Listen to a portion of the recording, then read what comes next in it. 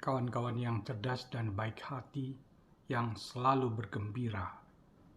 Dengan kegembiraan hidup Anda menjadi lebih mudah.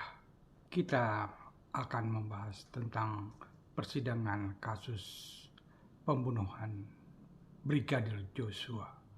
Pada pekan ini, jaksa penuntut umum menyampaikan tuntutan terhadap para tersangka, baik Kuat Ma'ruf, Ferdy Sambo, Putri Chandrawati, maupun Barada Richard Eliezer.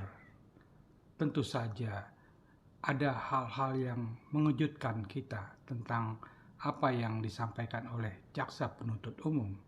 Mereka sampaikan di dalam persidangan di Pengadilan Negeri Jakarta Selatan pada 16 Januari yang lalu. Saya akan mencoba untuk mengutip apa yang mereka sampaikan. Dalam hal ini, jaksa menyebutkan bahwa tidak benar terjadi pelecehan seksual di Magelang seperti yang pada awalnya digembar-gemborkan oleh Ferdy Sambo, yaitu pelecehan seksual terhadap Putri Chandrawati atau PC. Tak ada pelecehan di rumah Ferdy Sambo di Magelang, Jawa Tengah sehari sebelum penembakan Joshua Huta Barat atau Brigadir Joshua pada Kamis 7 Juli 2022. Menurut jaksa, yang terjadi justru perselingkuhan antara istri Ferdy Sambo yaitu Putri Chandrawati atau PC dengan Joshua.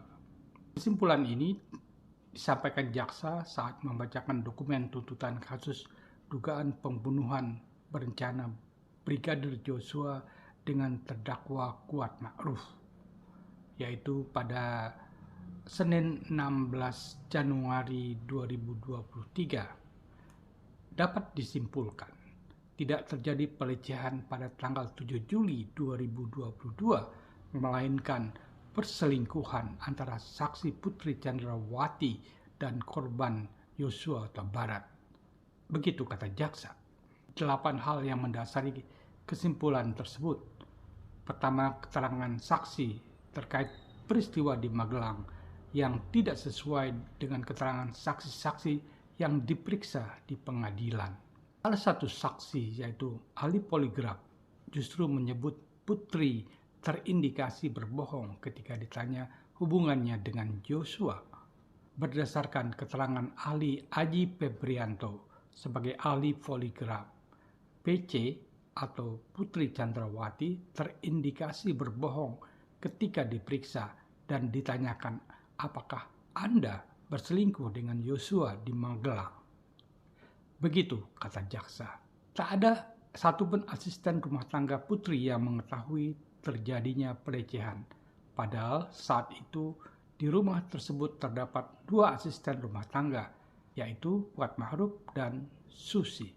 Ada hal-hal lain yang membuat jaksa berkesimpulan bahwa tidak terjadi pelecehan seksual melainkan perselingkuhan, yaitu kenapa Putri tidak melakukan proses pemeriksaan kesehatan atau melakukan visum ke rumah sakit untuk meminta keterangan kalau memang benar beliau mendapat pelecehan seksual. Bahkan menurut jaksa pada saat itu, justru Putri yang berinisiatif bertemu dengan Joshua selama 10-15 menit dalam kamar tertutup setelah dia mengklaim menjadi korban pelecehan. Ferdy Sambo juga tidak mendesak Putri untuk meminta untuk melakukan visum atas hal yang menjadi tuduhan terhadap Joshua, yaitu perlakuan atau pelecehan seksual. Tentu saja apa yang disampaikan oleh jaksa penuntut umum menjadi bantahan dari keluarga Joshua Huta Barat. Mereka menyatakan kecewa dengan kesimpulan jaksa penuntut umum yang menyebut ada perselingkuhan antara Joshua dan istri mantan Kadif Propam Polri Ferdy Sambo. Hal itulah yang menjadi sanggahan dari Yonatan Baskoro selaku kuasa hukum keluarga Brigadir Joshua. Terkait perselingkuhan, menurut kami, tentu kami sangat kecewa dengan apa yang disimpulkan oleh jaksa penuntut umum, kata Yonatan, seperti yang dikutip dari sejumlah media, di antaranya Kompas. Menurut Jonathan, terlalu berani membuat kesimpulan soal perselingkuhan antara Putri dengan klien dan anak kliennya itu. Bukti material terkait perselingkuhan tidak ada, sehingga kami meyakini perselingkuhan itu tidak benar, ujar Jonathan. Bantahan juga disampaikan oleh penasihat hukum dari pihak Putri Chandrawati. Asumsi dugaan perselingkuhan Putri Chandrawati dengan Joshua Huta Barat yang disebut jaksa penuntut umum dinilai bertentangan dengan bukti-bukti di persidangan. Kuasa hukum Putri dan Ferdy Sambo, Arman Hanis, menyayangkan surat tuntutan jaksa penuntut umum terhadap Kuat Ma'ruf yang menjadi salah satu terdakwa dalam perkara yang bermuatan dengan asumsi dan dimunculkan di dalam dakwaan. Menurut Arman Hanis, tuduhan tersebut tidak berdasar. Yang menarik dalam kasus ini adalah Kejaksaan Agung buka suara terkait tudingan perselingkuhan antara Putri Chandrawati dan Brigadir Joshua Huta Barat yang ada di dalam fakta persidangan Kuat Ma'ruf. Kejaksaan Agung mengatakan bahwa tudingan perselingkuhan itu bukanlah dakwaan, melainkan hanya sebagai pelengkap fakta persidangan yang didapat dari keterangan ahli poligraf.